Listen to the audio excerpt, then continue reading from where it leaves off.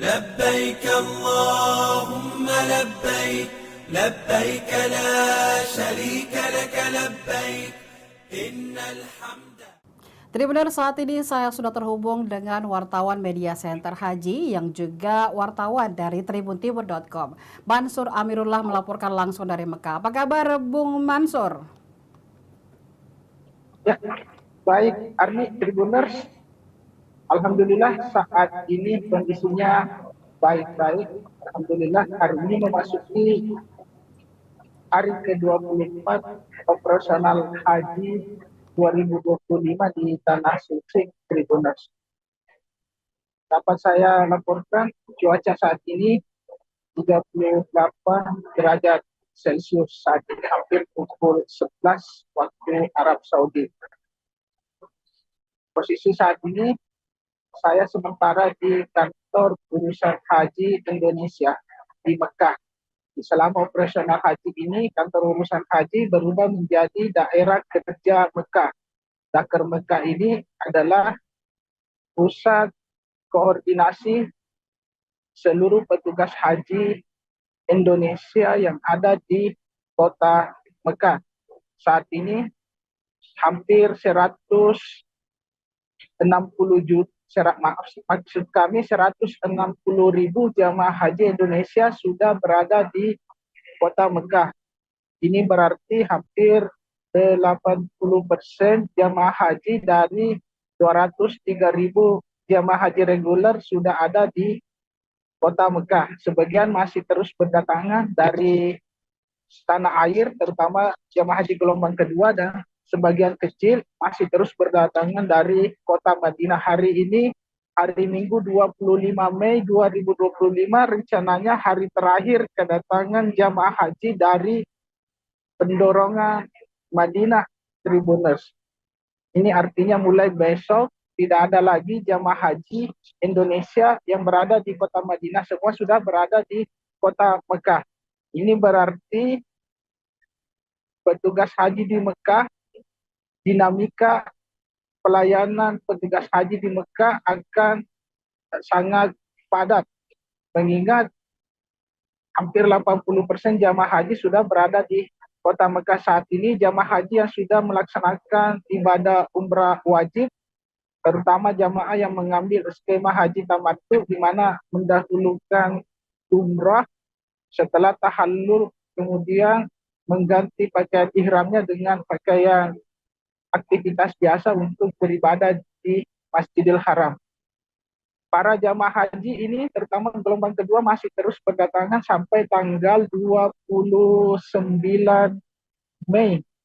Kira-kira 4 hari lagi penerbangan jamaah dari tanah air Jeddah ke Mekah, Mekah berakhir Tribuners.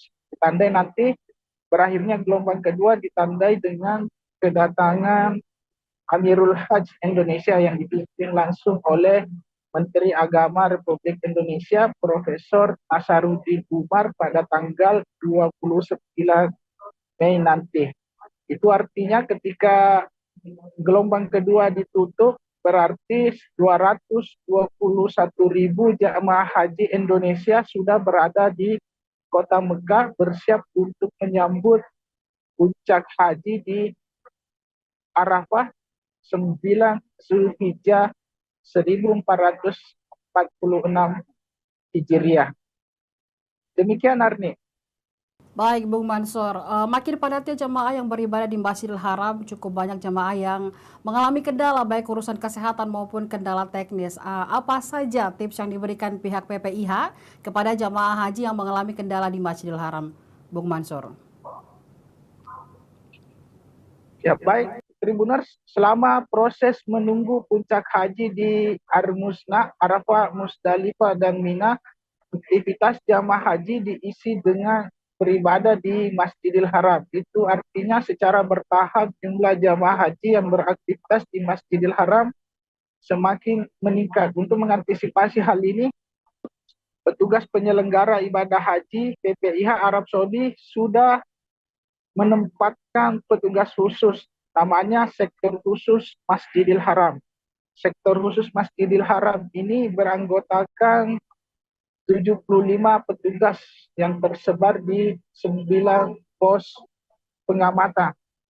Di 9 pos pengamatan ini diantaranya ada pos di area Mataf atau di area Ka'bah Tribuners, kemudian ada juga pos petugas haji di area Sa'i atau Masai.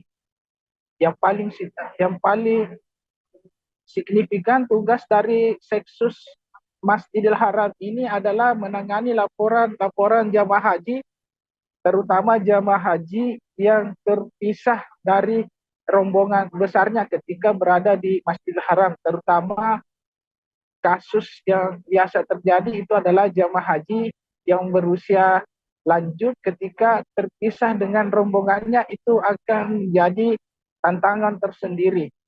Jadi petugas Seksus Masjidil Haram ini standby di masing-masing poskonya selama 24 jam untuk memastikan pelayanan terhadap jamaah haji berjalan maksimal. Di layar Anda saat ini Anda bisa saksikan Tribuners, petugas perlindungan jamaah haji itu Ras Mawar sementara melayani 2 jamaah haji yang sepertinya terpisah dari rombongan besarnya ketika selesai menunaikan ibadah umrah wajib.